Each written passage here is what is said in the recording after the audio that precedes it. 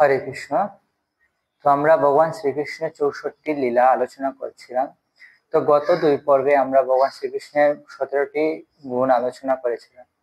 তো আমরা বলেছিলাম যে ভগবানের শ্রীকৃষ্ণের গুণগুলো 64টি গুণের মধ্যে 50টি গুণ হচ্ছে ব্রহ্মার মধ্যেও আছে, এমনকি সকল সাধারণ জীবেদের মধ্যেও সেই 50টি গুণ আছে। তো আমরা যদি ভগবান শ্রীকৃষ্ণের এই গুণগুলো কীর্তন করি, তাহলে সেই গুণগুলো আমাদের মধ্যেও ধীরে ধীরে বৃদ্ধি পাবে এবং আমরাও আংশিকভাবে সেই গুণগুলো লাভ করতে পারি এবং ভগবান শ্রীকৃষ্ণের প্রতি আমাদের প্রেমটা আরো গভীর হবে। তো আমরা দেখতে পাই যে মাতা রুক্মিণী, তো রুক্মিণী যখন নারদ মুনির কাছে তিনি শুনেছিলেন কৃষ্ণের সম্বন্ধে, তো তিনি কোনোদিন দেখেননি, কিন্তু রুক্মিণী দেবী শুধু নারদ মুনির কাছে ভগবান শ্রীকৃষ্ণ সম্বন্ধে শুনতে শুনতেই ভগবানকে ভালোবেসে ফেলেছিলেন। তো আমাদের জীবনের পরম উদ্দেশ্যই হচ্ছে কৃষ্ণ প্রেম লাভ করা। পঞ্চম পুরুষার্থ বলা হয়েছে কৃষ্ণ প্রেমকে। তো আমরা যদি কৃষ্ণ প্রেম লাভ করতে চাই অথবা ভগবান শ্রীকৃষ্ণকে ভালোবাসতে চাই, তাহলে অবশ্যই তার সম্বন্ধে শুনতে হবে। তো আজকে আমরা 18 থেকে আলোচনা করব। আমরা কৃতজ্ঞ পর্যন্ত আলোচনা করেছিলাম। তো আগের পর্বেতে আপনারা দেখতে পারবেন। তো আমরা আজকে 18তম গুণ থেকে ভগবানের শুরু করব। তার পূর্বে সকল বৈষ্ণববৃন্দ এবং জগৎগুরু শিল প্রভুপাদের কাছে আমি প্রার্থনা করতেছি তারা যেন আমাকে কৃপা আশীর্বাদ প্রদান করেন, যাতে আমার এই ক্ষুদ্র প্রয়াস ভগবানের সম্বন্ধে বলার তা যেন আমি বলতে পারি। আপনারা আমাকে কৃপা আশীর্বাদ করুন। হরে কৃষ্ণ। ওম অজ্ঞানতে মিরান্ধস্য জ্ঞানাঞ্জন শলাকয়া চক্ষুরুন্মীলিতং येन তস্मै শ্রী গুরুবে নমঃ। শ্রী চৈতন্য মনোভীষ্টং স্থাপিतं येन भूतले स्वयं रूप कदा मह्यं ददाति स्वपदान्तिकं। वन्दे अहं श्रीगुरु श्रीयुतपदकमलं श्रीगुरून् वैष्णवांश्च श्रीरूपं साग्रजातं सहगण रघुनाथान्वितं तं सजीवं साद्वैतं सावधूतं परिजनसहितं कृष्णचैतन्यदेवं श्रीराधा कृष्णपादान् सहगण ललिता श्रीविशाखान्वितांश्च नमोऽयं विष्णुपादाय कृष्णप्रेष्ठाय भूतले श्रीमते भक्तिवेदान्त स्वामिनीति नामिने। नमस्ते सरस्वती देवे गौरवाणी प्रचारिणे निर्विशेष शून्यवादी पाश्चात्यदेशतारिणे। नमो महावदनाय कृष्ण प्रेम प्रदायते कृष्णाय कृष्ण चैतन्य नाम्ने गौरतिसे नमः। नीलाचल निवासाय नित्याय परमात्मने बलभद्र सुभद्राभ्यां जगन्नाथाय ते नमः। हा कृष्ण करुणा सिंधु दीनबन्धु जगत्पते गोपेश गोपिकान्त राधाकान्त नमोस्तुते। तप्त कांचन गौरांगी राधे वृंदावनेश्वरी वृषभानु सुते देवी प्रणमामि हरि प्रिये। वाञ्छाकल्पतरुभ्यश्च कृपा सिन्धुभ्येव च पतितानां पावनेभ्यो वैष्णवेभ्यो नमो नमः। जय श्री कृष्ण चैतन्य प्रभु नित्यानंद श्री अद्वैत गदाधर शिवसादि श्री गौर भक्तवृंद। हरे कृष्ण कृष्ण कृष्ण हरे हरे, हरे राम राम राम हरे हरे। ओम नमो भगवते वासुदेवाय। ओम नमो भगवते वासुदेवाय। ओम नमो भगवते वासुदेवाय। मुखं करोति वाचालं पङ्गुं लङ्घयते गिरिं यत्कृपातमहं वन्दे श्रीगुरुतारिणं परमानंद माधव শ্রী চৈতন্য ঈশ্বরম। হরে কৃষ্ণ। তো সবাইকে সুস্বাগতম আজকে ভগবান শ্রীকৃষ্ণের দিব্য 64 গুণ আলোচনার তৃতীয় পর্বতে। তো আমরা ভগবান শ্রীকৃষ্ণের 17টা গুণ আলোচনা করেছিলাম। তো আজকে আমাদের 18 থেকে শুরু হচ্ছে। তো এর পূর্বের গুণগুলো দেখতে আপনারা আগের পর্বগুলো দেখতে পারেন, ইউটিউবে দেওয়া আছে। তো ভগবানের 18 নম্বর গুণ হচ্ছে যে ভগবান হচ্ছেন দৃঢ় ব্রত। তো ভগবানের 18 নম্বর গুণ বলা হচ্ছে যে রূপ গোস্বামী তার উনার ভক্তি রসামৃত সিন্ধু গ্রন্থতে বলছেন যে ভগবানের 18 নম্বর গুণ হচ্ছে দৃঢ় ব্রত। তো দৃঢ় ব্রত অর্থ কি? তো দৃঢ় ব্রত অর্থ যিনি তার ব্রত বা নিয়ম বা প্রতিজ্ঞা পালন করেন। তো ভগবান তার ব্রত বা প্রতিজ্ঞা পূর্ণ করেন।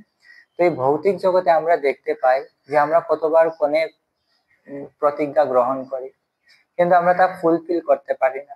কিন্তু ভগবান এরকম না। ভগবান যদি কাউকে প্রতিজ্ঞা করেন, যে ভগবান অবশ্যই তার ভক্তের সেই প্রতিজ্ঞা রক্ষা করেন। তো আমরা দেখতে পাই যে একবার একজন কি হয়েছে, যে একবার একজন একজন লিখতেছেন, একজন ভগবানের ভক্ত, তো তিনি দেখলেন যে ভগবান শ্রীমদ ভগবত গীতাতে লিখছেন বহাম মহাম, তো আমি আমার ভক্তদের সব অপূর্ণ বস্ত্র কি করি, সরবরাহ করি এবং তার প্রাপ্ত বস্তু আমি রক্ষণ করি। তো সেই ব্রাহ্মণ ভাবতেছেন যে ভগবান তো শ্রীমদ ভগবত গীতা এটা বলেছে, কিন্তু ভগবান কি আমাদের সরবরাহ করে, আমরা তো অনেক গরিব আছি। তো এটা বহাম মহম, তিনি শ্রীমদ ভগবত গীতাতে বহাম মহম কেটে দিলেন এবং অন্য কিছু লিখে দিলেন। তো তো ভগবান শ্রীকৃষ্ণ তো শ্রীমদ ভগবত গীতা হচ্ছে ভগবানের কথা, ভগবান যা বলছে এটা হচ্ছে ভগবানের কমিটমেন্ট, প্রতিজ্ঞা। তো ভগবান কি করতেছেন, ভগবান আর শ্রী বলরাম, ভগবান শ্রীকৃষ্ণ এবং শ্রী বলরাম জি দুইজন ভাই হিসেবে রূপ বালকের রূপ ধরে কি করতেছেন, ওনার গৃহে অনেক সরঞ্জাম, যেহেতু উনি দরিদ্র ছিলেন, তো ওনার গৃহে চাল ডাল ঝাল লাগে, নিত্য প্রয়োজনীয় জিনিস নিয়ে আসেন। তো ওই ব্রাহ্মণের স্ত্রী ভাবতেছেন যে তোমরা কারা, আর তখন ভগবান শ্রীকৃষ্ণ বলতেছেন যে আপনার স্বামী এগুলো পাঠিয়ে দিয়েছেন, আমরা এগুলো নিয়ে এসেছি। আর তখন ওই যে ব্রাহ্মণী তিনি দেখতে পেলেন যে ভগবান শ্রীকৃষ্ণের জিহ্বার মধ্যে কাটা এবং সেলাই করা। তখন উনি বলতেছেন তোমার এই জিহ্বা কিভাবে কাটলো, তো তিনি বললেন যে আপনার স্বামী আমার জিহ্বা কেটে দিয়েছেন। তো উনার স্বামী যখন আসলেন তখন ওই ব্রাহ্মণী বলতেছেন তুমি এত নিষ্ঠুর কিভাবে হতে পারো, দুইজন বালকের প্রতি এত নিষ্ঠুর আচরণ করলে। তা তারা কত সুন্দর, তাদের আচরণ কত ভদ্র তারা। তো ভগবান তখন ভগবানকে তো তাই তিনি চিনতে পারেননি ব্রাহ্মণ। তখন ওই ব্রাহ্মণ বলতেছেন যে কে ছিল, দেখতে কিরকম, তো উনি বলতেছেন একজন ছিল কালো রঙের আর একজন ছিল সাদা। তখন ওই ব্রাহ্মণ বুঝতে পারলেন যে এই ভগবানই ছিল, এবং ভগবান জিহ্বা কাটা মানে ভগবানের শ্রীমদ ভগবত গীতা যেহেতু তিনি কেটে দিয়েছেন, তাই ভগবান জিহ্বা কাটা। তো ভগবান আসলে যা প্রতিজ্ঞা করে তা পূর্ণ করে। ভগবান যেহেতু বলেছেন যে আমি সবকিছু সরবরাহ করি, তার মানে ভগবানই সবকিছু সরবরাহ করে। আমরা দেখতে পাই যে এই ভৌতিক জগতে অনেক বড় বড় বিজ্ঞানী আছে, কিন্তু তাদের একটা চালের দানা, একটা ধান সৃষ্টি করার মতো ক্ষমতা নেই। এই ভৌতিক জগতে আমরা যা কিছুই করতেছি না কেন, তা ভগবান কাছ থেকেই আমরা প্রাপ্ত হচ্ছে এবং সেগুলোকেই আমরা রূপান্তরিত করতেছি, কিন্তু আমরা কিছু তৈরি করার ক্ষমতা নেই। তো সর্বদা ভগবানই সবকিছু সরবরাহ করতেছেন। আরেকটা শ্লোকে ভগবান বলতেছেন যে কন্তেয় প্রতি জানিহি নমে ভক্ত প্রণশ্যতি, আমার ভক্তের বিনাশ নেই।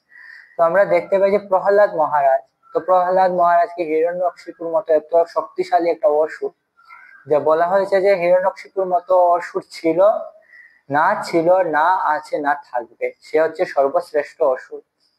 তো আমাদের এই ভৌতিক জগতে বর্তমান কলিকালে যদি কেউ 5-6টা খুন করে ফেলতে পারে, তাহলে আমরা ভয় পেয়ে যাই, কত বড় গুন্ডা সে। কিন্তু হিরণ্যকশিপু এরকম ছিল না, সে স্বর্গ মর্ত পাতাল সব তার দখলে ছিল। সবাই ভগবান বিষ্ণুর নাম ছেড়ে তার গুণগান করতে শুরু করেছিল ভয়ে। তো সেই হিরণ্যকশিপুর কাছ থেকে ভগবান তাকে প্রতি পদে পদে রক্ষা করেছেন। হরিদাস ঠাকুর, তো হরিদাস ঠাকুর ছিলেন ব্রহ্মার অবতার। তো হরিদাস ঠাকুর ভগবান নামের প্রতি এত আসক্ত ছিলেন, ভগবান নামের প্রতি এত বিশ্বাস ছিলেন যে তিনি সর্বদা হরিনাম করতেন। তো চাঁদ কাজীর কাছে তাকে নেওয়া নেওয়া হয়েছে যে তুমি মুসলমান, এই ব্যক্তিটা হচ্ছে মুসলমান কিন্তু সে হরিনাম জপ করে, তো তার দেখা দেখি অন্য মুসলমানরাও হিন্দু হয়ে যাবে, তো আপনি একে শাস্তি দেন। তখন হরিনাম ছাড়ার জন্য হরিদাস ঠাকুরকে অনেক কিছু বলা হয়েছে। তো হরিদাস ঠাকুর একটা অনেক সুন্দর শ্লোক বলেছেন যে খন্ড খন্ড হয় দেহ যায় যদি প্রাণ, তবু বদনে আমি না ছাড়িব হরিনাম। আমার দেহ যদি কেটে ফেলেন, খন্ড খন্ড করে ফেলেন, তারপরেও আমি হরিনাম ছাড়বো না। তখন ওনাকে 22 বাজারে বলা হয়েছে যে 22 বাজারে হরিদাসকে বেত্রাঘাত করো, তারপরে মেরে ফেলো। কিন্তু 22 বাজারে তার উপর বেত্রাঘাত করার পরেও হরিদাস ঠাকুর মারা যায়নি। তখন জল্লাদরা অনেক ভয় পেয়ে গেছে, যে ভাবতেছে এখন যদি তুমি না মরো হরিদাস ঠাকুর, তাহলে কাজী ভাববে যে আমরা পক্ষপাতিত্ব করেছি এবং আমাদেরকে মেরে দেবে। হরিদাস ঠাকুর তাদের প্রতি করুণা হলো এবং তিনি সমাধিতে চলে গেলেন, বললেন আমি মরতেছি বলে তিনি শ্বাস প্রশ্বাস বন্ধ করে দিলেন। তখন তারা তাকে গঙ্গায় ফেলে দিল। তো এর পরে যখন তিনি মহাপ্রভুর সাথে মিলিত হন হরিদাস ঠাকুর, তো হরিদাস ঠাকুর বলতেছেন যে হে প্রভু, আমাকে যখন বাজারে মারলো, আপনি কেন আসলেন না? আমি তো আপনার অপেক্ষায় ছিলাম। তখন হরিদাস ঠাকুরকে মহাপ্রভু বলতেছেন যে, হরিদাস, তুমি ভাবতেছো আমি তোমার জন্য দুঃখ পাই নাই, তুমি আমার পিঠে দেখো। এই বলে মহাপ্রভু যখন ওনার পিঠের কাপড় আর কি সরালেন, তখন হরিদাস ঠাকুর দেখতে পেলেন যে ওনার পিঠের মধ্যে সকল বেত্রাঘাতের আঘাত। তো ভগবান শ্রী চৈতন্য মহাপ্রভু রক্ষা করেছিলেন যে হরিদাস ঠাকুরের উপরে যতগুলো আঘাত ছিল তিনি রক্ষা করবেন। তো ভগবান হচ্ছেন ধীরব্রত। তো ভগবান বলতেছেন যে ধীরব্রত, তো ভগবান তার ব্রত খুবই কঠোর ভাবে কি করে পালন করে। ভগবান আরেকটা বলতেছেন যে ইয়ে যতামাম প্রপদ্যন্তে মাম তথৈব ভজামহ মম বর্তমানে বর্তমান্তে মনুষ্য পার্থ সর্বস্ব। যে আমাকে যেভাবে উপাসনা করে আমি তাকে সেভাবেই সন্তুষ্ট করি। আমরা দেখতে পাই যে দ্রৌপদী ভগবানকে শুধু আঙুলের মধ্যে কাপড় বেঁধে দিয়েছিল, এই জন্য ভগবান তাকে অফুরন্ত কাপড় দিয়েছিলেন। এবং এই কাপড় দেওয়ার পরেও কিন্তু ভগবান রুক্মিণী দেবীর কাছে কান্না করতেছেন যে আমি দ্রৌপদীর কাছে ঋণী থেকে গেলাম, কারণ সে আমাকে যেভাবে ভালোবেসেছিল আমি তা পারলাম না। স্বল্পম অপস্য ধর্মস্ব, আরেকটা প্রতিজ্ঞা, স্বল্পম অপস্য ধর্ম, যদি কেউ স্বল্প পরিমাণ করে তাহলেও ভগবান তাকে কি করে, উদ্ধার করে দেয়। তো এর উদাহরণ, এর কি আছে প্রমাণ? কি এর প্রমাণ হচ্ছেন অজামিল। অজামিল তো প্রথম জীবনে করেছিল, কিন্তু পরবর্তী জীবনে আর কি তার শেষ সময় যখন উপস্থিত হলো, সে তো পাপ করেছিল, যদিও প্রথমে সে ব্রাহ্মণ ছিল, কিন্তু পরবর্তীতে সে একজন বেশ্যার কে ভালোবেসে তিনি বিপদগামী হন। কিন্তু ভগবান তাকে ভুলেনি, কিন্তু ভগবান তাকে এই যে প্রথম জীবনে সে অনেক পুণ্যকর্ম করেছিল, এর জন্য পরবর্তী জীবনে তাকে উদ্ধার করে দিলেন। দেখতে পাই আমরা জড় ভরত। তো জড় ভরত প্রথমে ভরত মহারাজ ছিলেন। তো ভরত মহারাজ যখন ছিলেন তিনি অনেক ভগবানের ধ্যান করেছিলেন, অনেক ভগবানের প্রার্থনা করেছিলেন, কিন্তু ভগবান তাকে কখনো ভুলতে পারেন নাই এবং ভগবান তার জ্ঞান দিয়েছিলেন। তো তিনি যখন হরিণ হয়ে গেলেন পরবর্তী জীবনে, তো হরিণ আমরা দেখতে পাই যে আমরা সবকিছু ভুলে যাই, কিন্তু ভগবান তাকে সেই জ্ঞান দিলেন যাতে তিনি ভুলে না যান। তো এই জন্য তিনি হরিণ যখন অনেক অনুসূচনা হলো এবং পরবর্তীতে তিনি পরবর্তী জন্ম জড়ভরত হয়ে জন্মগ্রহণ করলেন এবং ভগবানের কাছে ফিরে গেলেন। তো ভগবান তার ব্রত সবসময় পালন করে। তো একবার ভগবান ব্রত করেছিলেন যে, একবার প্রতিজ্ঞা করেছিলেন ভগবান, যেটা খুবই ফেমাস একটা গল্প, মহাভারতে আছে।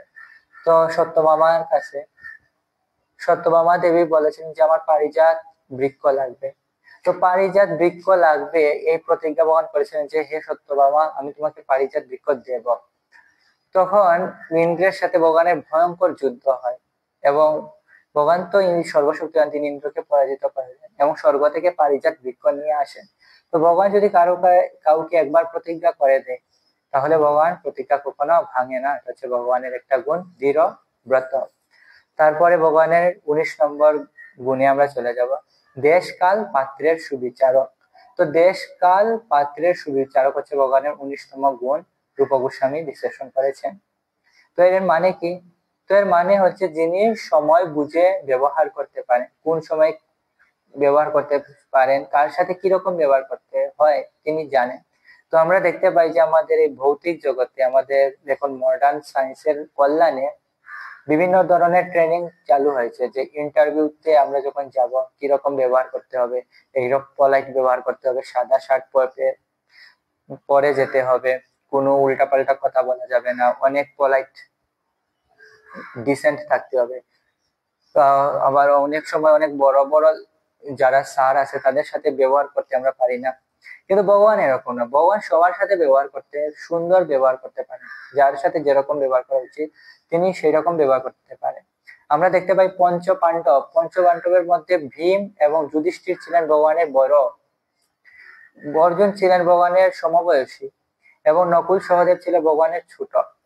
তো ভগবান দেখুন 5 ভাইয়ের সাথে 5 রকম ব্যবহার করতেছে। যুধিষ্ঠির এবং ভীমকে বড় দাদার মতো সম্মান করতেছে, অন্য অর্জুনকে বন্ধুর মতো ব্যবহার হচ্ছে এবং নকুল এবং সহদেবকে বড় ভাইয়ের মতো ভালোবাসা দিচ্ছে। তো ভগবান একই সাথে সবার সাথে ব্যবহার করতে পারে, সবার সাথে সুন্দর ব্যবহার করতে পারে। আমরা দেখতে পাই ধৃতরাষ্ট্রের সাথে কত সম্মানের সাথে ভগবান ব্যবহার করতেছে। তো ভগবান স্থান কাল পাত্র বুঝে সবসময় ব্যবহার করতে পারে। দেখতে পাই শ্রী চৈতন্য মহাপ্রভু। তো হরিদাস ঠাকুর ছিলেন অনেক উচ্চস্থ মার্গের ভক্ত। তো শ্রী চৈতন্য মহাপ্রভু স্বয়ং বলেছেন যে নামাচার্য হরিদাস ঠাকুর। তো এই যে নামাচার্য, সেই উপাধিটা ভগবান শ্রী চৈতন্য মহাপ্রভু স্বয়ং দিয়েছেন। কিন্তু নামাচার্য হরিদাস ঠাকুরকে যখন পুরীর মন্দিরে ঢুকতে দেওয়া হতো না, এবং নামাচার্য হরিদাস ঠাকুর কিন্তু নিজেও ঢুকতে চাইতেন না, কারণ তিনি নিজেকে এত পতিত মনে করতেন যে ভগবানের মন্দিরে ঢুকার কোনো যোগ্যতা আমার নেই, এবং পান্ডারাও ঢুকতে দিত না। তো মহাপ্রভু চাইলেই কিন্তু আর্গুমেন্ট করতে পারতেন, তাদের সাথে তর্ক করতে পারতেন, কেন তুমি তাকে মন্দিরে ঢুকতে দেবে না। কিন্তু মহাপ্রভু দেখলেন যে এটা হচ্ছে মন্দিরের নিয়ম, তো স্থান কাল পাত্র ভেদে ভগবান সবসময় আচরণ করতে পারেন। তো এটা হচ্ছে ভগবানের একটা গুণ। তারপরে 20 নং গুণে চলে যাব। তো ভগবানের 20 নম্বর গুণ হচ্ছে যে শাস্ত্র চক্ষু। তো ভগবান যা কিছু বিচার করে শাস্ত্র চক্ষু। তো বলা হয় যে ভগবান সাক্ষাৎ ধর্মস্তু সাক্ষাৎ ভগবান প্রণীতম। তো শাস্ত্র এসেছে ধর্মের জন্যই, ধর্মকে নিয়ন্ত্রণ করার জন্য শাস্ত্র এসেছে। শাস্ত্র ছাড়া কোনো ধর্ম হয় না। তো ভগবানকে বলা হচ্ছে যে ধর্মস্তু সাক্ষাৎ ভগবান প্রণীতম, ধর্ম ভগবান থেকেই এসেছে, এবং শাস্ত্রের ভিত্তি হচ্ছেন ভগবান, সকল বেদের জানার উৎসই হচ্ছেন ভগবান। তো ভগবান যা কিছু করে তা হচ্ছে শাস্ত্রের আলোকে করে। তো আমার ভগবান কখনো কোনো পাপ কাজ করে না। আমাদের মনে হতে যে পারে যে ভগবান শাস্ত্রের নিয়ম ভাঙছে।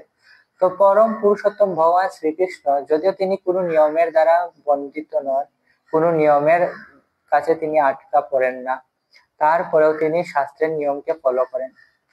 আমরা দেখতেছি যে ভগবান শ্রীকৃষ্ণ গুরুকুলে গমন করেছেন। তো যদিও ভগবান শ্রীকৃষ্ণের কোনো জ্ঞানের অভাব নেই, ভগবান মাত্র 7 বছর বয়সে সকল গোপ এবং গোপীদেরকে বুঝিয়ে দিয়েছেন যে আমাদের পূজা করার প্রয়োজন নেই।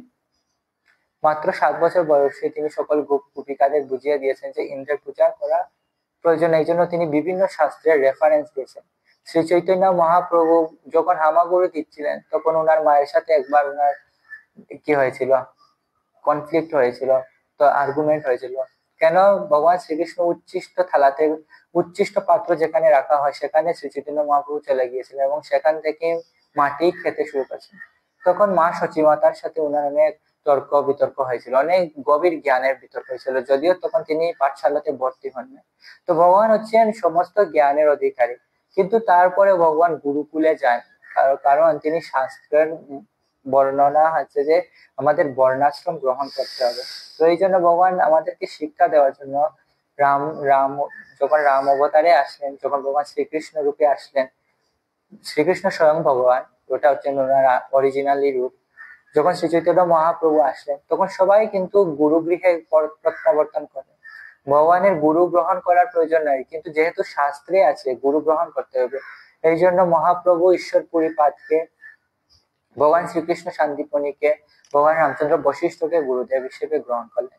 এবং ভগবান যা কিছু করেন শাস্ত্র হিসেবে, শাস্ত্রের আলোকেই করে থাকেন। তো ভগবানের একটা গুণ হচ্ছে যে ভগবান শাস্ত্র চক্ষু দ্বারা বিচার করেন। ভগবানের 20 নম্বর গুণ হচ্ছে শাস্ত্র চক্ষু দ্বারা বিচার করেন। 21 নম্বর গুণ হচ্ছে ভগবান হচ্ছেন সুচি। তো ভগবান হচ্ছেন পরম সুচি। তো ভগবান এত পবিত্র যে কখনো ভগবানের কলুষতা ভগবানের মধ্যে আসে না। ভগবানকে বলা হয়েছে যে ভগবান হচ্ছে সর্ব পবিত্র, পরম, বলা হয়েছে যে পরম ব্রহ্ম পরম ধাম পবিত্রম পরমমিদম, তুমি হচ্ছে পরম পবিত্র। তো পবিত্র মানে কি? তো পবিত্র হচ্ছে যার মধ্যে কোনো কি নেই, অমঙ্গল নেই, যার মধ্যে কোনো খারাপ বাদ নেই। তো ভগবান শ্রীকৃষ্ণ হচ্ছেন সর্বদা পবিত্র, এবং পবিত্র ভগবান এতই পবিত্র, যদি কেউ ভগবানের নামও উচ্চারণ করে তাহলে সে তখন তৎক্ষণাৎ পবিত্র হয়ে যায়, এবং ভগবানের সংস্পর্শে আসলে অপবিত্র পবিত্র হয়ে যায়। এর উদাহরণ কি? এর উদাহরণ হচ্ছে যে হরিদাস ঠাকুর। তো হরিদাস ঠাকুর ছিলেন যবন কুলোদ্ভূত, যদিও আমাদের এরকম বলা উচিত নয়। তো হরিদাস ঠাকুর ছিলেন যবন কুলোদ্ভূত। তো যবন যারা, তারা ছিল অস্পৃশ্য, কারণ তারা মাছ মাংস খেত, বিভিন্ন গাই কাটতো। কিন্তু যদিও তিনি যবন কুলোদ্ভূত ছিলেন, কিন্তু তিনি হচ্ছেন নামাচার্য, কারণ তিনি ভগবান শ্রীকৃষ্ণের সংস্পর্শে, ভগবান মহাপ্রভুর সংস্পর্শে এসেছেন। এই জন্য তিনি পরম পবিত্রতে পরিণত হয়েছেন। শবরী, তো শবরী মাতা আমরা রামায়ণে দেখতে পাই। তো শবরী মাতা কিন্তু এত উচ্চ কুলোদ্ভূত ছিলেন না। তো শবর জাত বা যারা বনে থাকে বা বেদ, তাদেরকে বলা হয় শবর। এইরকম জাত হচ্ছে একটা শবর। তো শবরই হওয়ার পরেও যেহেতু তিনি কৃষ্ণ ভক্তি করেছেন, ভগবান রামচন্দ্রের প্রতি তার অটুট ভক্তি ছিল, এই জন্য ভগবান শ্রীকৃষ্ণ বা ভগবান শ্রী রামচন্দ্র স্বয়ং তার হাত থেকে প্রসাদ গ্রহণ করেছিলেন। এবং কি গ্রহণ করেছেন? এটো। সবারই তাকে এটো বড়ই খেতে দিয়েছিল, এবং সেই এটো বড়ই ভগবান কিন্তু গ্রহণ করেছিলেন, কারণ তিনি পবিত্র ছিলেন। কিন্তু যদি কেউ অনেক বড় উচ্চ কুলেও জন্মগ্রহণ করে কিন্তু ভগবানের নাম না গ্রহণ করে, বলা হচ্ছে শুচি হয় মুচি যদি কৃষ্ণ বোঝে, আর মুচি হয় সুজি যদি কৃষ্ণ বোঝে, আর শুচি হয় মুচি যদি কৃষ্ণ তেজে। তো ভগবান শ্রীকৃষ্ণ তো পবিত্র, যে ভগবানের বলা হচ্ছে চেত দর্পণ মার্জন ভব মহাদাবাগ্নি নির্মাপন। তো আমাদের যে চিত্তরূপ যে দর্পণ আছে সেটা কি হয়, যে মার্জন হয়ে যাবে যদি আমরা ভগবান শ্রীকৃষ্ণের নাম গ্রহণ করি। আমাদের সকল কলুষতা ভগবানের নামের ফলে, শুধু একবার নাম নিলেই যত পাপ করে, পাতকের সাধ্যকে তত পাপ করে। তো ভগবান হচ্ছেন পরম সুচির, এবং ভগবান শ্রীকৃষ্ণের যদি নাম একবার কেউ গ্রহণ করে তাহলে তার সকল জন্ম জন্মান্তরের পাপ বিনষ্ট হয়ে যায়। এটা হচ্ছে ভগবানের একটা গুণ। ভগবানের 21 নম্বর গুণ হচ্ছে ভগবান হচ্ছেন সুচি। আর 22 নম্বর, আমরা 22 নম্বর গুণে চলে যাব। তো ভগবানের 22 নম্বর গুণ হচ্ছে যে ভগবান হচ্ছেন সংযত। তো ভগবান সংযত, সংযত মানে কি, যে ভগবানের যে ইন্দ্রিয় গুলো আছে, তো ইন্দ্রিয় মানে হাত পা মন বুদ্ধি অহংকার, সবকিছু ভগবানের ইচ্ছাতেই পরিচালিত হয়। তো আমরা দেখতে পাই বিভিন্ন অনেক বড় বড় মুনি ঋষি আছেন, যেমন বিশ্বামিত্র, বশিষ্ঠ। তো তারা অনেক বড় বড় মুনি ঋষি, কিন্তু তাদেরও অনেক সময় মন অসংযত হয়ে যেতে পারে। নারদ মুনি, যিনি অনেক বড় মাপের, কি বলা হয়েছে যে উনি অনেক বড় এবং দ্বাদশ মহাজনের একজন মহাজন, কিন্তু উনারও মন একবার হয়ে গিয়েছিল, ডাইভার্স হয়ে গিয়েছিল, অসংযত হয়ে গিয়েছিল। মহাদেব, দেবাদিদেব মহাদেব, বৈষ্ণব নাম যথা সম্ভব, তো উনিও মোহিনী দেবীকে দেখে বিবাহ করার ইচ্ছা জেগেছিল। তো যদিও এটা ভগবানের ইচ্ছাতেই, কিন্তু ভগবান এরকম নয়। তো এই ভৌতিক জগতে ভগবান শ্রীকৃষ্ণ ছাড়া সবারই মন ইন্দ্রিয় কি হতে পারে, অসংযত হতে পারে, কিন্তু ভগবান শ্রীকৃষ্ণ এত শক্তিশালী, এবং ভগবান শ্রীকৃষ্ণের ইন্দ্রিয়গুলো সবসময় ভগবানেরই কি নিয়ন্ত্রণে থাকে। এটা হচ্ছে ভগবান শ্রীকৃষ্ণের সংযম। তো আমরা কি দেখতে পাই, এর উদাহরণ দেখতে পাই যে রাসলীলাতে। তো যখন ভগবান শ্রীকৃষ্ণ তো সকলের সাথে নৃত্য করতেছিলেন, কিন্তু সকল গোপীরা দেখতেছিল যে ভগবান শ্রীকৃষ্ণ শুধু আমার সাথেই নৃত্য করতেছেন। তো তাদের মনে একটা অহংকার আসলো যে আমি অনেক স্পেশাল, এই জন্য ব্রজেন্দ্র নন্দন শ্রীকৃষ্ণ শুধু আমার সাথেই নৃত্য করতেছে, অন্য গোপীদের সাথে তিনি নৃত্য করতেছেন। তো ভগবান দেখলেন যে গোপীদের অনেক অহংকার চলে আসছে। তো ভগবান তো হচ্ছেন দর্পহারী মধুসূদন, ভক্তদের দর্প দেখতে পারেন না। তো দর্প হরণ করার জন্য তিনি কি করলেন, তিনি সেই রাসলীলা থেকে চলে গেলেন। তো এখন আপনারা দেখুন যে ভগবান শ্রীকৃষ্ণ এই ভৌতিক জগতে মানুষ একজন স্ত্রীর প্রতি কত আসক্ত, কিন্তু ভগবানের 16,000 কোটি কোটি গোপীদের সাথে ভগবান রাসলীলা করতেছে।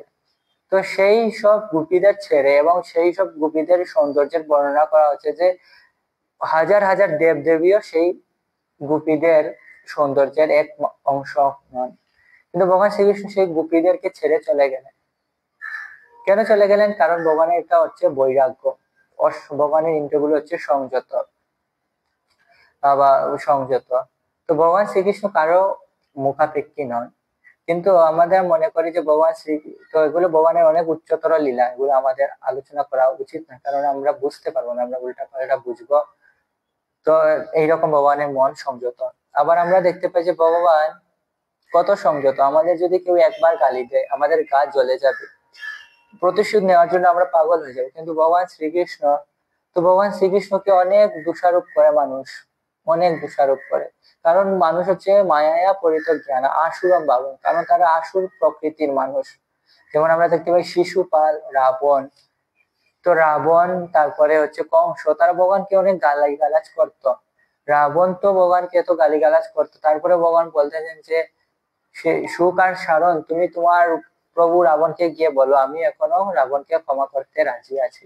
তো ভগবান এত সংযত, ভগবান কখনো বিচলিত হন না, ভগবানের ইন্দ্রিয়গুলো ভগবানের দ্বারা সর্বদা বশীভূত। তো এটা হচ্ছে ভগবানের শক্তি। সকল মুনি ঋষি দেবাদিদেব মহাদেব অসংযত হতে পারেন, কিন্তু ভগবান কখনো অসংযত হন না। এটা হচ্ছে ভগবানের একটা গুণ। ভগবানের গুণ হচ্ছে সংযত। ভগবানের ইন্দ্রিয়গুলো সেলফ কন্ট্রোল। 23 নম্বর গুণে চলে যাব। ভগবান হচ্ছেন স্থির। স্থির মানে কি? অবিচলিত। তো অবিচলিত মানে কি? ভগবান যিনি কখনো বিচলিত হন না। তো আমাদের ভৌতিক জগতে আমাদের অনেক দুঃখ কষ্ট আসতে পারে। তো আমরা সামান্য দুঃখ কষ্টে, যেমন পরীক্ষা আসলে আমরা ভগবানকে ভুলে যাই। পরীক্ষার আগে তো আমরা মন্দিরে যাই, ঠিক আছে, কিন্তু একটু যদি পরীক্ষার চাপ চলে আসে তাহলেই মন্দিরে যাওয়া ভুলে যাই। জীবনে যদি একটু কষ্টে আসে তাহলে আমরা মালা জপ করা ছেড়ে দেই, যে ভগবানের মালা জপ করতেছি কিন্তু ভগবান আমাকে দেখলো না, শেষ, জপ শেষ, জপ রেখে দেই। কিন্তু ভগবান দেখুন অবিচলিত। ভগবান যেটা বলে সেটা করে, এবং সেটা করার জন্য যা কিছু আসুক না কেন ভগবান সবকিছু সহ্য করে, কখনো বিচলিত হয় না। তো আমরা দেখতে পাই ভগবানের জীবনে কত মারাত্মক মারাত্মক ঘটনা ঘটে গেছে।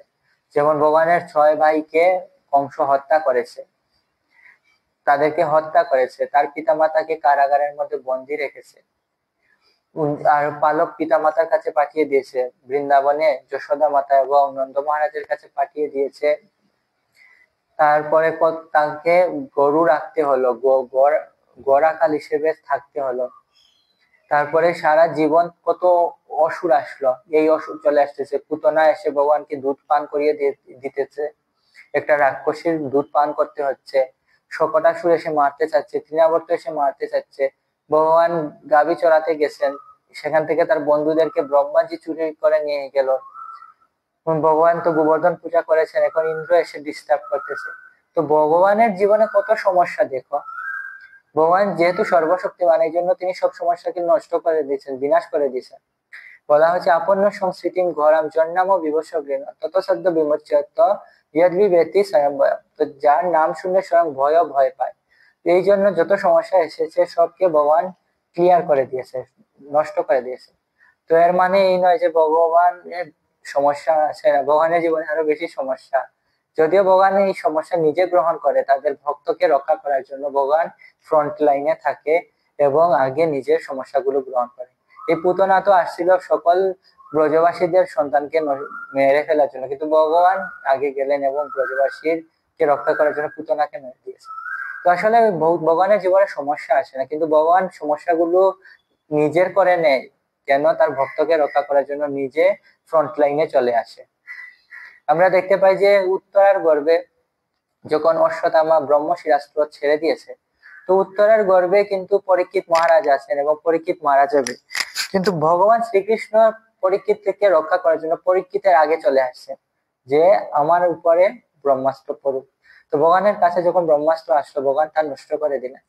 তো এই জন্য এইরকম আমরা মনে করি না যে ভগবানের জীবনেও সমস্যা। তো ভগবানের জীবনে সমস্যা নেই। ভগবান হচ্ছেন সৎ চিৎ আনন্দময়। ভগবান আনন্দময়, ভগবানের জীবনে কোনো কষ্ট নেই, কিন্তু ভগবান তার ভক্তকে রক্ষা করার জন্য তিনি নিজে ফ্রন্ট লাইনে চলে আসেন, নিজের সামনে বুক চিতিয়ে বসে থাকেন। এটা হচ্ছে ভগবানের একটা গুণ। তো ভগবান হচ্ছেন স্থির। তো ভগবানের জীবনে এত সমস্যা এসেছিল, যদিও ভগবানের জীবনে সমস্যা এসেছিল, তারপরে ভগবান বিচলিত হন নাই। ভগবানকে জরাসন্ধ 17 বার ভগবানের সাথে যুদ্ধ করেছিল জরাসন্ধ। তো ভগবান একবারও বিচলিত হন নাই যে জরাসন্ধ বারবার ডিস্টার্ব করতেছে। শেষে অষ্টাদশতম বারে তিনি জরাসন্ধকে বধ করে দেন ভীমের সাহায্যে। তো এটা হচ্ছে ভগবানের গুণ, যে ভগবান কখনো বিচলিত হন না। তারপরে হচ্ছে ভগবান হচ্ছেন, তারপরে গুণে চলে যাব, 24 নম্বর গুণে চলে যাব। তো 24 নম্বর গুণ হচ্ছে ভগবান হচ্ছেন দান্ত বা জিতেন্দ্রিয়। তো যিনি নিজের ইন্দ্রিয়কে জয়লাভ করেছেন তিনি হচ্ছেন জিতেন্দ্রিয়। তো জিতেন্দ্রিয় মানে কি? যে আমাদের ইন্দ্রিয় কি চায়? আমাদের ইন্দ্রিয় সবসময় সুখ ভোগ করতে চায়। যেমন জিহ্বা ভালো খাবার খেতে চায়, চোখ ভালো কিছু দেখতে চায়। বিভিন্ন জিনিস আছে এই ভৌতিক জগতে যা দেখার জন্য আমাদের চোখ তাড়িত হয়। মুখ বলতে চায়, বিভিন্ন ফিল্মি গান সারাদিন বলতে চাইবে, অন্যের সমালোচনা করতে চাইবে। তো এটা হচ্ছে ইন্দ্রিয়ের কাজ। ইন্দ্রিয়র যে বিষয়গুলো আছে সেই বিষয়গুলোকে নিয়ন্ত্রণ করতে পারেন যিনি, তিনি হচ্ছেন জিতেন্দ্রিয়। তো জিতেন্দ্রিয় আরেকটা মানে হচ্ছে যিনি উদ্দেশ্য সফলের জন্য সকল রকমের কষ্ট স্বীকার করতে পারেন। তো ভগবান যদিও কষ্ট নেই ভগবানের, তারপরে ভগবান দেখাচ্ছেন যে ইন্দ্রগুলোকে কিভাবে দমন করতে হয়। তো আমরা দেখতে পাই যে জরাসন্ধ জরাসন্ধ ভগবানকে 17 বার আক্রমণ করেছে। এর জন্য ভগবান নিজে ফ্রন্ট লাইনে ছিলেন এবং মথুরাবাসীকে রক্ষা করেছেন, এবং পরবর্তীতে তাই দ্বারকা নির্মাণ করা হয়। তারপরে যখন তিনি গুরু সেবাতে গেলেন, তো গুরুদেবের সেবা করার জন্য, সান্দীপনী মুনির সেবা করার জন্য উনি অনেক কষ্ট সহ্য করেছিলেন। বন থেকে কাঠ নিয়ে আসতে হতো, গুরুদেবের চরণ সেবা করতে হতো, বিভিন্ন পড়াশোনা করতে হতো এবং সবার সাথে মিলেমিশে থাকতে হতো। তো এইভাবে ভগবান তার ইন্দ্রিয়গুলোকে নিয়ন্ত্রণ করতেন এবং সকল কষ্ট সহ্য করতেন। এভাবে ভগবান হচ্ছেন জিতেন্দ্রিয়, যিনি তার ইন্দ্রিয়গুলোর বিষয় থেকে নিয়ন্ত্রণ করতে পারেন। ভগবান হচ্ছেন জিতেন্দ্রিয়। পরে 25 নম্বর গুণে চলে যাব। 25 নম্বর গুণ হচ্ছে ভগবানের ক্ষমাশীল, যিনি সবাইকে ক্ষমা করে দেন। তো ভগবানের একটা গুণ আছে যে ভগবান ক্ষমাশীল। তো ভগবান অত্যন্ত তুষ্ট, ভগবান অত্যন্ত মহানুভব। তো এই ভৌতিক জগতে আমরা যদি ছোট্ট একটা অপরাধ করে ফেলি, তাহলেও মানুষ কিন্তু আমাদের ক্ষমা করতে চায় না, অনেকে আছে ক্ষমা করতে চায় না, এবং সারা জীবন আমাদের সেই দোষগুলো তারা দর্শন করবে। যেমন আজকে আমি এই তো দেখেছি, কিছুদিন আগেও মাছ মাংস খেত, এখন সে ভক্ত হয়ে গিয়েছে, এইরকম তারা বলবে। তারপরে বলবে যে আগে মিথ্যা কথা বলতো, চুরি ডাকাতি করতো, এখন হয়তো ভক্ত হয়ে গিয়েছে। কিন্তু ভগবান এরকম না। ভগবান বলতেন যে অপিচেত সুদুরাচার ভজতে মাম অনন্যবা সাধুর এবস মন্তব্যে সম্যক ব্যবস্থিত হিস। যদি অপিচেত সুদুরাচার, যদি সুদুরাচার ব্যক্তি আমার ভজনা করে, তাকে সাধু বলে জানবে, আমি তাকে ক্ষমা করে দিয়েছি, সে এখন সাধু। তো ভগবানের কত উদাহরণ আছে যে ভগবান ক্ষমা করে দিয়েছে, কত মানুষকে ক্ষমা করে দিয়েছে। তার তো সবচেয়ে বড় উদাহরণ হচ্ছে জগাই মাদাই। তো জগাই মাদাই এত পতিত ছিল যে বলা হচ্ছে যে 1 লক্ষ মুহুরি যারা হিসাব করে, তারা যদি 1 মাস ধরে হিসাব করে, তারপরেও জগাই মাদাইয়ের পাপের হিসাব শেষ করতে পারবে না। তো সেই জগাই মাদাই কি করলো, অনেক বড় একটা অপরাধ করে ফেললো। তারা তারা নিত্যানন্দ প্রভুকে মাথায় কলসি দিয়ে আঘাত করে ফেললো। তো ভগবান শ্রীকৃষ্ণ বা মহাপ্রভু কিন্তু এসব পছন্দ করে না। ভগবান সবকিছু সহ্য করতে পারে, কিন্তু ভক্তের অপমান এবং ভক্তকে কষ্ট ভগবান কখনো সহ্য করতে পারে, ভগবান কখনো মেনে নিতে পারে না। কিন্তু নিত্যানন্দ প্রভুর অনুরোধে এবং মাদাইয়ের যে ক্ষমা প্রার্থনা দেখে এবং বিনম্রতা দেখে এবং তার যে অনুশোচনা দেখে ভগবান শ্রী চৈতন্য মহাপ্রভু তখন তাকে ক্ষমা করে দিলেন। তো এটা হচ্ছে ভগবানের কি গুণ, ভগবান ক্ষমা করে দেন। এবং মাদাই এবং জগাইয়ের পাপ গ্রহণ করার ফলে, ভগবান তো গৌরাঙ্গ হচ্ছেন গৌরবর্ণ, গৌরাঙ্গ মহাপ্রভু হচ্ছেন গৌরবর্ণ বা সোনালী কালার, সোনার মতো, কিন্তু তাদের পাপ গ্রহণ করার ফলে তিনি কালো হয়ে গিয়েছেন। তো সবাই বলতেছে যে মহাপ্রভু আপনি কেন কালো হয়ে গেলেন, আপনার রূপ কোথায় চলে গেল? তো মহাপ্রভু বলতেছেন যে এরা এত পাপ করেছে এবং তাদের পাপ আমি গ্রহণ করে ফেলছি, এবং তাদের পাপের কারণে আমি কালো হয়ে গেছি। তো ভগবান দেখুন কত কৃপালু, ভগবান শুধু ক্ষমা করেন না, ভগবান আমাদের পাপও হরণ করেন। এই জন্য একটা শ্লোক আছে না, যে ব্রজে প্রসিদ্ধম নবনীত চৌরম চৌরাগ্রগণ্যম পুরুষম নমামি অনেক জন্মার্জিত পাপ চৌরাম চৌরাগ্রগণ্যম পুরুষম নমামি। তো ভগবানকে বলা হচ্ছে যে যিনি জন্ম জন্ম কোটি কোটি জন্মের পাপ হরণ করে নিয়ে যান, চুরি করে নিয়ে যান, সেই সুরকে আমার প্রণাম। তো ভগবান আছেন ক্ষমাশীল। আমরা দেখতে পাই যে হিরণ, ওর নাম কি শিশুপাল। তো শিশুপালের ভগবান, শিশুপালের মাতা, তো শিশুপালের মাতা ওনাকে বলেছে যে আমার পুত্রের পাপ তুমি, অপরাধ তুমি ক্ষমা করে দিও। তো এইরকম ভগবান কথা দিয়েছিলেন যে আমি শিশুপালের 100টি অপরাধ ক্ষমা করে দেবো। আর এই যে অপরাধ গুলো এমন নয় যে মিথ্যা কথা বললাম একটা অপরাধ হয়ে গেল, এই অপরাধগুলো এত সাংঘাতিক অপরাধ যেগুলোর শাস্তি হচ্ছে শুধু মৃত্যুদণ্ড। তো সেই সব অপরাধ থেকে ভগবান তাকে ক্ষমা করে দিয়েছিলেন। আরো অনেকে আছে যারা ভগবান এরকম যাদেরকে ক্ষমা করে দিয়েছিলেন। আমরা দেখতে পাই সরস্বতী, প্রকাশানন্দ সরস্বতী সন্ন্যাসী মায়াবাদী ছিলেন, কিন্তু মহাপ্রভু তাকে কৃষ্ণ প্রেম দান করলেন। যদিও সে ছিল প্রথমে সে ছিল যে ভক্তি বিদ্বেষী, ভক্তিভাব তারা গ্রহণ করতো না, ভক্তদের উপহাস করত, কিন্তু মহাপ্রভু শেষে প্রকাশানন্দ সরস্বতীকে ক্ষমা করে দিলেন। আমরা দেখতে পাই সুগ্রীব, সুগ্রীব ভগবানের চরণে ক্ষমা করে অপরাধ করে ফেলেছিল, সে ভগবানকে ভুলে গিয়েছিল। ভগবান কি করলেন, উদ্ধার করার পর তার স্ত্রী তারাকে এবং কিষ্কিন্ধা রাজ্য উদ্ধার করার পর যখন ফিরিয়ে দিলেন, তখন সুগ্রীব তার আনন্দতে এত মজে গেল যে ভগবানকে সে ভুলে গেল। তো ভগবান সেগুলো কিন্তু অপরাধ ক্ষমা করে দিয়েছেন। তো ভগবানের একটা গুণ হচ্ছে যে ভগবান হচ্ছেন ক্ষমাশীল। এবং ভগবানকে যদি কেউ শুধু যদি অনুশোচনা করে এবং যদি প্রাণপণে বলে যে ভগবান আমাকে ক্ষমা করে দেন। আমরা দেখতে পাই যে কালীয়, তো কালীয় কত মারাত্মক অপরাধ করেছিল। কালীয়, তো কালীয় এত মারাত্মক অপরাধ করেছিল যে যমুনাতে সে বিষ ত্যাগ করেছিল, এবং সেই বিষের প্রভাবে ভগবানের সবচেয়ে প্রিয় যে গাভী, সেই গাভীগুলো মারা গিয়েছিল। বৃন্দাবনের যারা ব্রজবাসী, যারা ভগবানের প্রাণ স্বরূপ, সেই সমস্ত ভক্তরা যমুনার জল ব্যবহার করতে পারছিলেন না। তো ভগবান শ্রীকৃষ্ণ কালীয়কে এত শাস্তি দেওয়ার পরেও উনাদের স্ত্রীদের কথায় স্ত্রীরা এত আকুল ভাবে প্রার্থনা করলো এবং ভগবান শ্রীকৃষ্ণ তখন কালীয়কে ক্ষমা করে দিলেন। ইন্দ্রদেব তো এত মারাত্মক অপরাধ করেছিল যে তাকে বধ করতে চেয়েছিলেন ভগবান, কারণ সে ভগবানের প্রাণ স্বরূপ ব্রজবাসীদের প্রাণ নেওয়ার চেষ্টা করেছিল। ভগবানের উপর যদি সে রাগান্বিত হতো তাহলে ভগবান হয়তো এতটা রাগ করতেন না, কিন্তু সে তার ভক্তদের, ভগবানের প্রিয় ভক্তদেরকে কষ্ট দিয়েছে। কিন্তু যখন সুরভি গায়, ভগবানের প্রিয় গাই হচ্ছে সুরভি, তো সেই গাভীকে নিয়ে যখন বৃন্দাবনে ভগবানের কাছে ইন্দ্রদেব আসলেন এবং ভগবানের কাছে ক্ষমা প্রার্থনা করলেন, তখন ভগবানের হৃদয় গলে গেল এবং ইন্দ্রকে ক্ষমা করে দিলেন। ইন্দ্রকে তো আরো অনেক বহুবার ভগবান ক্ষমা করেছে। তো এইরকম ভগবান ক্ষমা করে দেয়। ভগবানের একটা গুণ হচ্ছে ক্ষমাশীলতা। তো ভগবান সবাইকে ক্ষমা করে দেয়। তারপরে হচ্ছে 26 নম্বর গুণ হচ্ছে গম্ভীর। তো ভগবানের 26 নম্বর গুণ হচ্ছে যে গম্ভীর। তো গম্ভীর মানে কি? গম্ভীর হচ্ছেন তিনি যার মনের কথা কেউ বুঝতে পারে না। তো যার মনের কথা কেউ বুঝতে পারেন না, তিনি হচ্ছেন সবচেয়ে গম্ভীর। হ্যাঁ হ্যাঁ, তো গম্ভীর হচ্ছেন তিনি যিনি কারো, যার মনের কথা কেউ বুঝতে পারে না কিন্তু তিনি সবার মনের কথা বুঝতে পারেন, তিনি হচ্ছেন গম্ভীর। তো এর উদাহরণ কোথায় আছে? আমরা দেখতে পাই যে ভগবান শ্রীকৃষ্ণ যখন রাসলীলা করেন, তো এর আগে তিনি অনেক সুন্দরভাবে গৃহ পরিচালনা করতেছেন। 16,000 তিনি কোটি কোটি গোপীদের সাথে নৃত্য করতেছেন রাতে।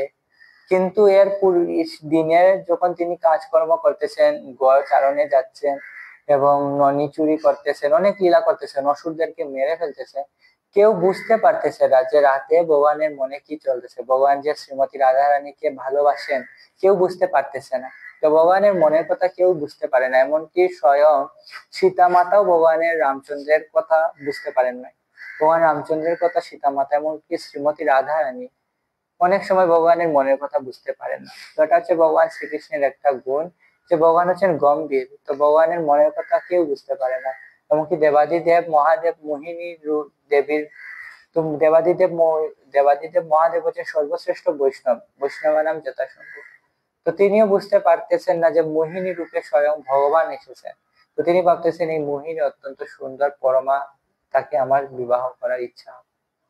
তো এরকম ভগবানকে কখনো কেউ বুঝতে পারে না, ভগবান কিন্তু সবাইকে বুঝতে পারে। এটা হচ্ছে ভগবানের গুণ, ভগবান হচ্ছেন গম্ভীর। 27 নম্বর গুণে চলে যাব, আত্মতৃপ্ত। তো ভগবান হচ্ছেন আত্মতৃপ্ত। তো ভগবান কারো প্রয়োজন হয় না, কোনো কিছুর প্রয়োজন হয় না, ভগবানের তৃপ্তির জন্য ভগবান কারো প্রয়োজন হয় না। মানে যিনি হচ্ছেন নিজের মধ্যেই সুখী, আমি আমার একাই সবচেয়ে ভালো আছে, এইরকম যিনি, তিনি হচ্ছেন আত্মতৃপ্ত।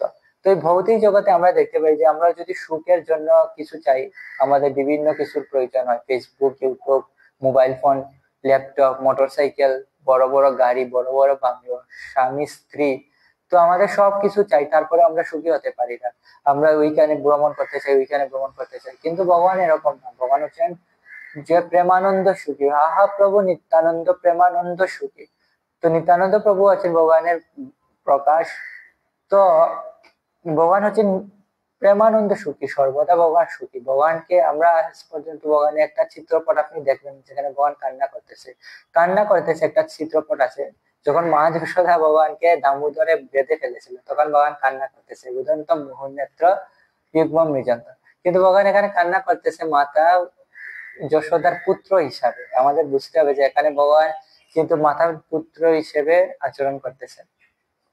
তো ভগবান হচ্ছেন আত্মতৃপ্ত। আমরা দেখতে যে পাই যে ব্রহ্মার যখন সৃষ্টি হয়, পিতামহ ব্রহ্মার সৃষ্টি হয়, তো ভগবানের নাভি কোমল থেকে। তো এই ভৌতিক জগতে যদি কোনো সন্তানের সৃষ্টি হতে হয়, সন্তান জন্মদান করতে হয়, তাহলে স্বামী স্ত্রী দুইজনের প্রয়োজন হয়, কিন্তু ভগবান একাই ব্রহ্মার জন্ম দিয়েছেন। তো ভগবান হচ্ছেন স্বয়ং সম্পূর্ণ আত্মতৃপ্ত। তো এখন আমরা 28 নং গুণে চলে যাব, সমতা। তো ভগবান শ্রীমদ ভগবত গীতাতেই বলেছেন যে সম অহম সর্বভূতেষু ন মে দেশো অস্তি ন প্রিয় তে ভজন্তি তু মাম ভক্তা তে তেষু মই চাপ্যহম। তো বলতেছে আমি সকল জীবের প্রতি সমদর্শী, কোনো জীবের প্রতি বিদ্বেষ ভাবাপন্ন নয়, কিন্তু যে আমাকে ভজনা করে আমি তার প্রতি বিশেষ অনুগ্রহ প্রদর্শন করি। তো ভগবান হচ্ছেন সমদৃষ্টি। তো এর উদাহরণ কি আছে? এর উদাহরণের অভাব নেই। কারণ আমরা দেখতে পাই যে এই ভৌতিক জগতে যদিও সরকার অনেকভাবে রেসিজম করতে পারে, ডিসক্রিমিনেশন করতে পারে, হিন্দু মুসলিম খ্রিস্টান বৌদ্ধ, বাংলাদেশে কি হচ্ছে তো আপনারা দেখতে পাচ্ছেন। তো ডিসক্রিমিনেশন সব দেশেই আছে, যে সংখ্যালঘুদের প্রতি সংখ্যাগুরুদের ডিসক্রিমিনেশন, কিন্তু ভগবান এরকম ডিসক্রিমিনেশন করেন না। সরকার যদিও করে, মা বাবাও করতে পারেন, এই সন্তানটা আমার ভালো পড়াশোনাতে, এর প্রতি বিশেষ যত্ন, এই সন্তানটা ভালো না, ভগবান এরকম করেন না। ভগবান সবার প্রতি, এমন নয় যে আমি এখন আর্জেন্টিনা বা আমি এখন আমেরিকার বাসিন্দা, আমার জন্য অক্সিজেনের ব্যবস্থা নেই, শুধু বাংলাদেশি ভারতের জন্যই অক্সিজেন আছে, বাংলাদেশের উপরেই শুধু আকাশ আছে, অন্যান্য দেশের উপরে আকাশ নেই। সব দেশকে ভগবান সমান প্রায়োরিটি দিয়েছেন। সবাইকে একটা মুখ, দুইটা হাত, দুইটা পা, দুইটা কান, একটা নাক, ভগবান সবকিছু সবাইকে সমানভাবে দিয়েছেন।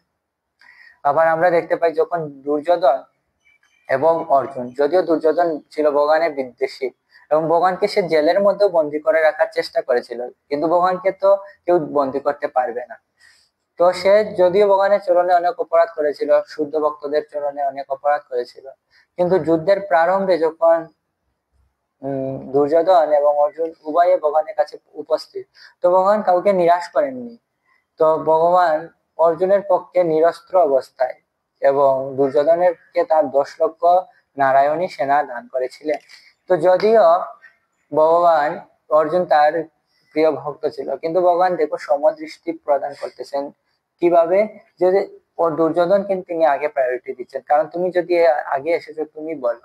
তো দুর্যোধন তো মূর্খ, সে ভাবলো যে 10,000 10 লক্ষ নারায়ণী সেনাই আমার জন্য যথেষ্ট, আমি জয়লাভ করবো, এবং সে ভগবানকে চাইলো না, সে নারায়ণী সেনা চাইলো এবং অর্জুন ভগবানকে চাইলো।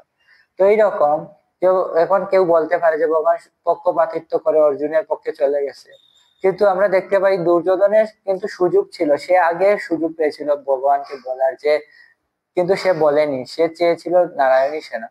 তো এখন যদি কেউ বলে যে ও ভগবান অর্জুনের পক্ষে চলে গেল, ভগবান তো বলতেছে যে যে সমহম সর্বভূতেষু ন মে দেশোস্তি ন প্রিয় ইয়ে ভজন্তি তু মাম ভক্তা তে তেষু চ চাপ্যহম মই তে তেষু চাপ্যহম, যে ভজন্তি।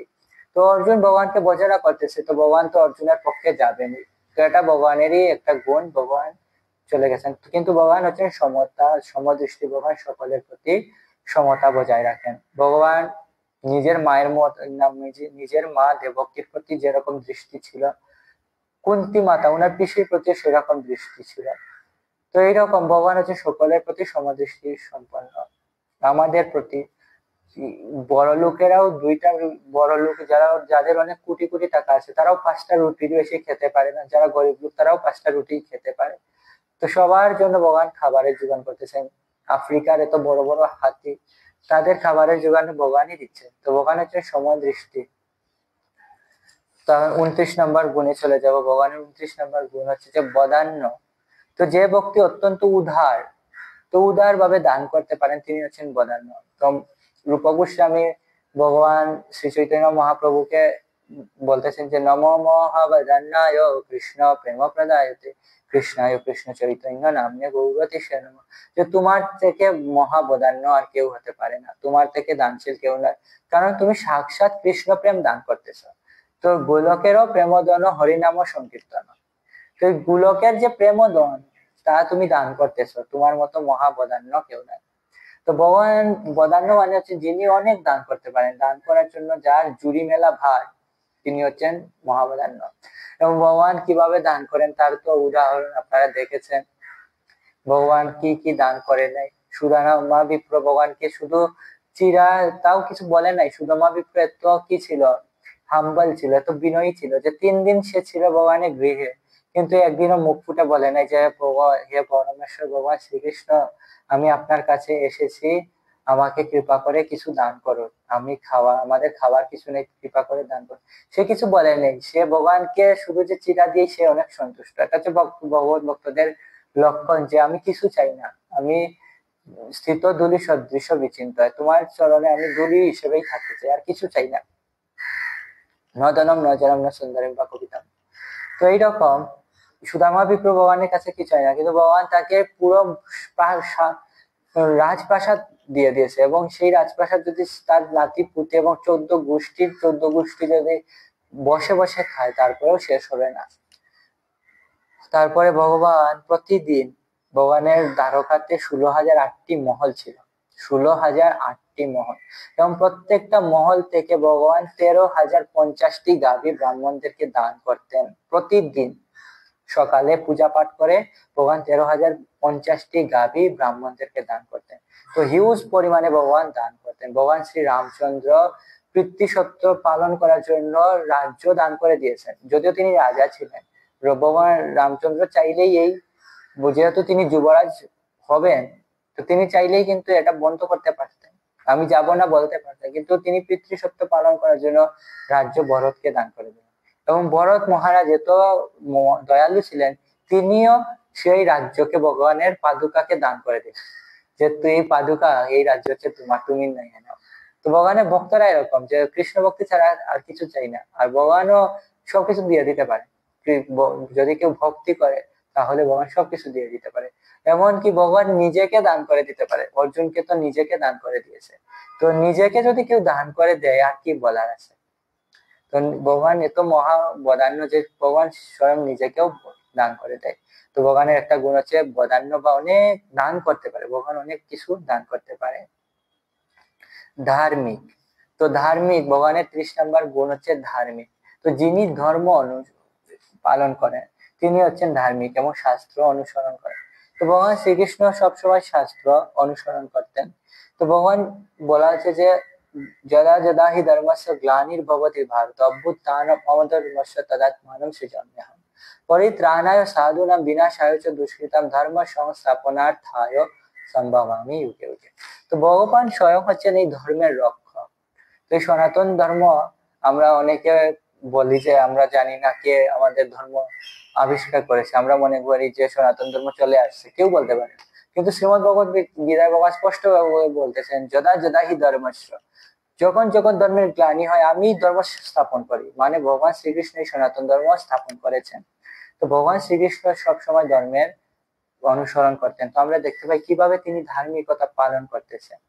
তো ভগবান স্বয়ং যখন সুদামা বিপ্র ভগবানের গৃহে আসলেন, তো যিনি ধার্মিক ব্যক্তি তাকে অবশ্যই ব্রাহ্মণদেরকে সম্মান করতে হবে। তো ভগবান শ্রীকৃষ্ণ স্বয়ং সুদামা বিপ্রের চরণ ধৌত করে দিচ্ছেন, তাকে আসন প্রদান করতেছেন। তো তিনি এত ধার্মিক ছিলেন, তিনি ধর্ম কর্ম পালন করতেন, রাজকার্য পালন করতেন। এমন নয় যে তিনি শুধু রাজকার্যই পালন করতেন, ভক্তদের রক্ষা করতেন, নিজে কিছু করতেন না, তিনি নিজে ধর্ম পালন করতেন। সবচেয়ে ভালো উদাহরণ হচ্ছে তো মহাপ্রভু, স্বয়ং মহাপ্রভু সন্ন্যাস গ্রহণ করেছেন। ভগবান শ্রীকৃষ্ণের প্রেম লাভ করার জন্য ভগবান স্বয়ং ভক্ত রূপে এসেছেন, ভক্ত রূপে মহাপ্রভু এসেছেন। তিনি জপ শিক্ষা দিচ্ছেন, নাম নামকারী বহুদা। তারপরে তিনি শিক্ষা দিচ্ছেন কি হরের নাম হরের নাম হরের নাম নৈব কেবলম কলৌ নাস্তেব্য নাস্তেব্য গতির অন্যথা। তো তিনি বলা হচ্ছে যে আপনি আচরি ধর্মে জীবের শেখায়, মহাপ্রভু স্বয়ং আপনি নিজে আচরণ করেছেন ধর্ম এবং আমাদেরকে শিক্ষা দিচ্ছেন। এমন নয় যে ভগবান আমাদের উপর চাপিয়ে দিচ্ছেন যে তুমি গীতা পড়ো, ভাগবত পড়ো, জপ করো, কিন্তু আমি কিছু করতে পারবো না। ভগবান দেখলেন যে এই জীবেরা অত্যন্ত মূর্খ এবং তারা আমাকে দোষারোপ করবে, বলবে ভগবান নিজে করেন, আমাদের বলতেছে করার জন্য। এই জন্য ভগবান শ্রীকৃষ্ণ আবার আসলেন, গৌরাঙ্গ মহাপ্রভু রূপে আসলেন এবং তিনি ধর্মের পালন করলেন। ভগবান শ্রী রামচন্দ্র ধর্মের পালন করার জন্য 14 বছরের জন্য বনবাসে গেলেন। কেন? পিতার ধর্ম হচ্ছে সত্য রক্ষা, এবং পুত্র হিসেবে যদি আমি ভগবানের কথা, আমার পিতার কথা না রাখি, তো যে পুত্র পিতার কথা পালন না করে, পিতার আজ্ঞা পালন না করে, সেই পুত্রকে বলা হয়েছে মূত্র। যে পালন করে সে হচ্ছে পুত্র, আর যে পালন না করে সে হচ্ছে মূত্র। তো এখানে আমরা দেখতে পাই যে ভগবান শ্রী রামচন্দ্র পিতৃসত্য পালন করার জন্য, পিতার ধর্ম পালন করার জন্য তিনি বনে গমন করতেছেন। ভগবান শ্রীকৃষ্ণ ধার্মিক, এই জন্য তিনি গোবর্ধন পূজার আয়োজন করেছেন। এমন নয় যে তিনি কিছু জানতেন না, গাভীদেরকে কিভাবে ভগবান সেবা করতেছেন। তো ভগবানের একটা গুণ হচ্ছে, ভগবান হচ্ছেন ধার্মিক। ভগবান শ্রী চৈতন্য মহাপ্রভুর রূপে ভগবান স্বয়ং এসে আমাদেরকে আচরণ শিখিয়ে দিয়েছে কিভাবে ধর্ম পালন করতে হয়। তো আজকে আমরা 30টা গুণ আলোচনা করলাম। পরবর্তী অধ্যায়ে বা পরবর্তী পর্বে আমরা বাকিগুলো আলোচনা করার চেষ্টা করব। সবাই আমাকে ক্ষমা সুন্দর দৃষ্টিতে থাকবেন, ভুল ত্রুটি মার্জনীয় দৃষ্টিতে দেখবেন। আমি অনেক তুচ্ছ, তো আপনারা আমাকে কৃপা আশীর্বাদ করবেন যাতে আমি আমার এই ক্ষুদ্র প্রয়াস ভগবানের সন্তুষ্টি এবং গুরু গৌরাঙ্গ এবং শ্রীকৃষ্ণ এবং শিল জগৎগুরু শিল প্রভুপাদকে যেন আমি এই ক্ষুদ্র প্রয়াসের মাধ্যমে তাদের সন্তুষ্টি বিধান করতে পারি, তাদের কৃপা আশীর্বাদ লাভ করতে পারি, এবং তাদেরকে তাদের উদ্দেশ্যতে যাতে আমি অংশগ্রহণ করতে পারি। সকল গৌর ভক্তবৃন্দের শ্রীচরণ কমলে আমার অজস্র দণ্ডবত প্রণতি। সবাই ভালো থাকবেন, সুস্থ থাকবেন, কৃষ্ণ ভাবনায় থাকবেন। বাঞ্ছা কল্পতরুভ্যশ্চ কৃপা সিন্ধুভ্যেব চ পতিতানাং পাবনেভ্যো বৈষ্ণবেভ্যো নমো নমঃ। অনন্ত কোটি বৈষ্ণব বৃন্দ কি জয়, জগৎ গুরু শিল প্রভুপাদ কি জয়, বৈষ্ণব শিরোমণি জগৎ গুরু শিল প্রভুপাদ কি জয়, নামাচার্য শ্রী হরিদাস ঠাকুর কি জয়। হরে কৃষ্ণ কৃষ্ণ কৃষ্ণ হরে হরে, হরে রাম রাম রাম হরে হরে। হরি বল।